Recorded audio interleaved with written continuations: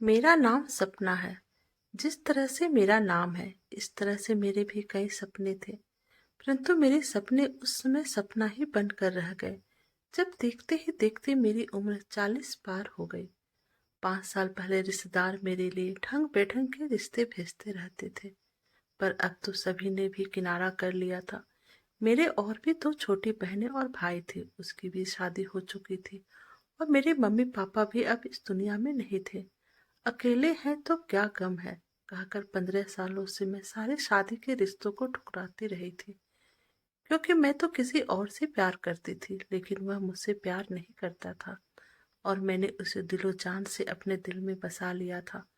और अब जब कोई रिश्ता मेरे लिए आता तो मैं साफ मना कर देती, क्योंकि मेरे दिल में तो कोई और ही बसा था। मैं एक पल के लिए भी अपने प्यार को ना भूल सकी थी। मेरा प्यार जिसका नाम समर था, मैं उसे कैसे भूल सकती थी। जब मैं 14 साल की थी तब से मैं ही समर को अपने दिलों में बसा चुकी थी। मेरे मन में हर समय उसी का ख्याल रहता था।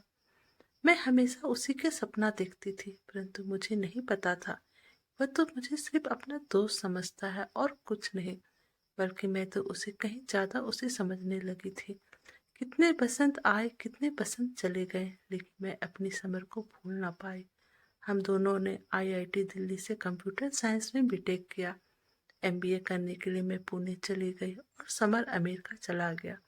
समर तो जाने से मना कर रहा था, परंतु मैंने ही कहा, तुम्हें अमेरिका जाना चाहिए हमारे आने वाले भविष्य के लिए। और फिर समय पलक झपकते ही 2 साल गुजर जाएंगे। फिर हम और हमारा आशियाना, भविष्य के ढेर सारे सपने आंखों में लेकर भरे मन से मैंने समर को विदा किया। कभी फोन पर बातें करके तो कभी फेसबुक पर प्यार की बातें करते समय बीतता रहा। अमेरिका की एक बड़ी कंपनी में कैंपस सिलेक्शन होने के बाद समर इंडिया आया। उसके बाद हम दोनों मनाली में 2 हफ्ते तक एक दूसरे में खोए रहे। सभी तरह से वादा करते हुए समर लौट गया। पुणे की मल्टीनेशनल कंपनी में भारी पैकेज के साथ मुझे सिलेक्ट कर लिया गया था, लेकिन मेरी नौकरी भी अमेरिका में लग जाए इसके लिए मैं बराबर समर को बोला करती थी। और फिर समर भी मेरी नौकरी के लिए तरह तरह से अमेरिका में प्रयास कर रहा था। मैं चाहती थी कि मेरी भी नौकरी अमेरिका में लग जाए और फिर मैं और समर शादी कर लें, वहीं पर सेटल हो जाएंगे। और अगर मेरी नौकरी नहीं भी लगती है, तब भी शादी करने के बाद तो मुझे वीजा मिल ही जाएगी। मैं तरह तरह के सपने अपने मन में बुन रही थी, लेकिन ऐसा कहाँ हो। मैं प्रीत की धानी चुनर ओढ़े समर की प्रतीक्षा कर रही थी। उधर विषम परिस्थितियों में समर को उसी कंपनी में काम करने वाली लड़की से शादी करनी पड़ी थी। समर अपनी जिंदगी में मगन हो गया, समाज ने भी उसे स्वीकार कर लिया था। परंतु मैं तो समाज की नजरों में कलंकित हो गई, क्योंकि सभी लोगों को पता था कि मैं समर के साथ ही शादी करूंगी। मेरा मन अंदर से टूट गया था। मेरे मन में और कोई रंग भी नहीं चढ़ रहा था। चढ़ता भी कैसे, मेरा मन तो समर के रंग में भीगा हुआ था। हर वक्त मुझे बस समर की याद आती। समझ में नहीं आ रहा था कि मैं करूँ तो क्या करूँ। कितने रिश्ते आए, कितनों ने साथ के लिए हाथ बढ़ाया, पर मैं तो समर की जोगिन ही बनी रही। मैं अपने कामों में अपना सुकून ढूंढने का प्रयास करती रही। देखते ही देखते दोनों बहनों एवं भाई का घर बस गया, पर मैं अकेलेपन की मार भोगती रही।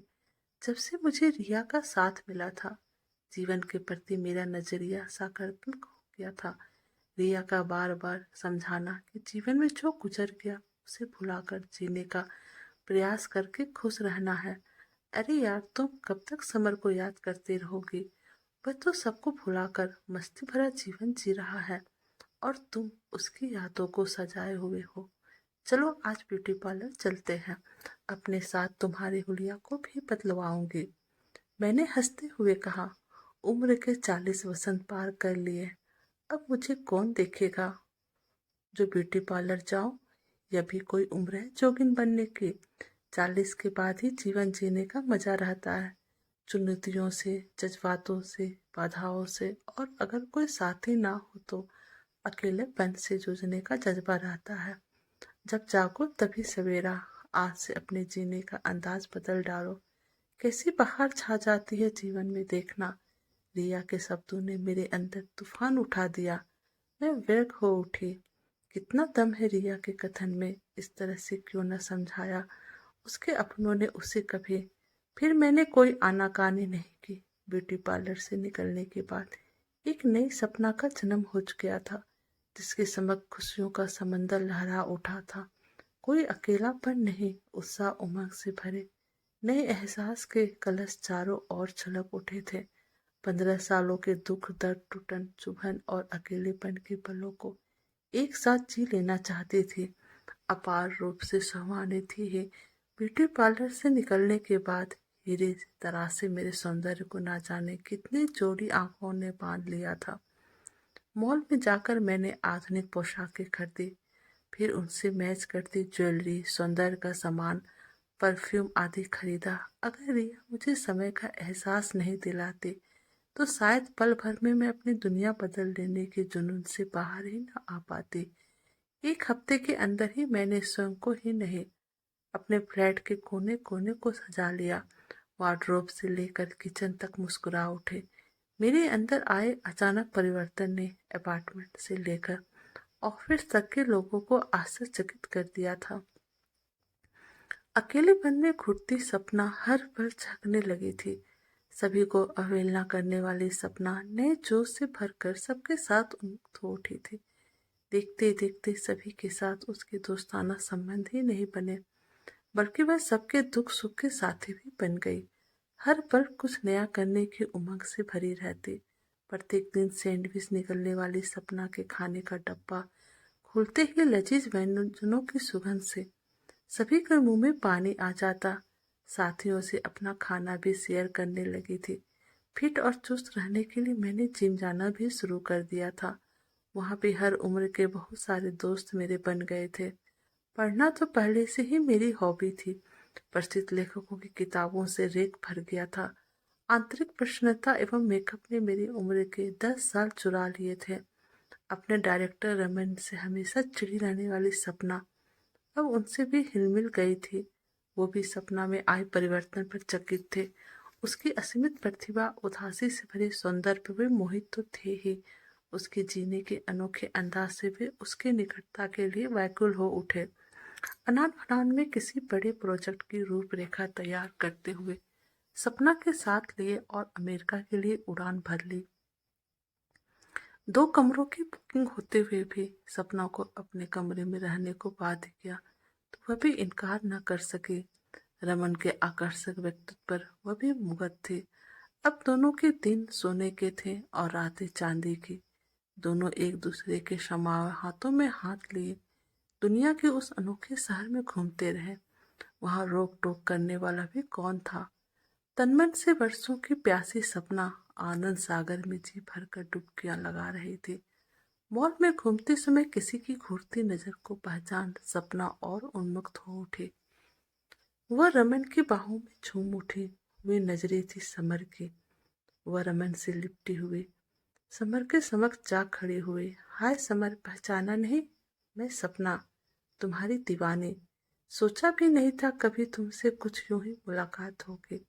सब कुछ ठीक चल रहा है ना? कुछ दुबले हो गए हो। रमन की बाहों में अपने आप को लपेटते हुए उदारता से बोली, मानो समर के लिए किए का सारा लेखा जोखा इसी पर ले लेगी। रमन, ये है समर, कभी मेरे मंगेतर थे। मैं इनसे तन्मय से जुड़ी रही। इनके विश्वासघात के बाद भी इनकी यादों में जीती मरती रही। ये तो मेरे नहीं बने, पर मैंने बेवकूफ़ी में जीवन के कितने अनमोल वर्ष इनकी यादों में गुजार दिए। समर, ये है रमन, कहकर सबसे छिपाकर सपना ने झलक आए आंसुओं को रमन के हथेलियों में मुंह छिपाकर पोंछा और आगे बढ़ गई। रमन को उस पर और भी प्यार उमड़ आया। फिर पीछे मुड़कर समर को घूरते हुए सपना को अपने जैकेट में छिपा लिया। फटी फटी आंखों से समर तब तक रमन की बाहों में बंधी सपना को देखता रहा, जब तक कि वह उसकी नजरों से ओझल नहीं हो गई। तो दोस्तों, आपको हमारी ये कहानी कैसी लगी, प्लीज़ आप हमें कमेंट कीजिएगा। प्लीज़ अगर आप हमारे चैनल पर नए हैं तो प्लीज़ हमारे चैनल को लाइक और सब्सक्राइब कर दीजिएगा। Thank you.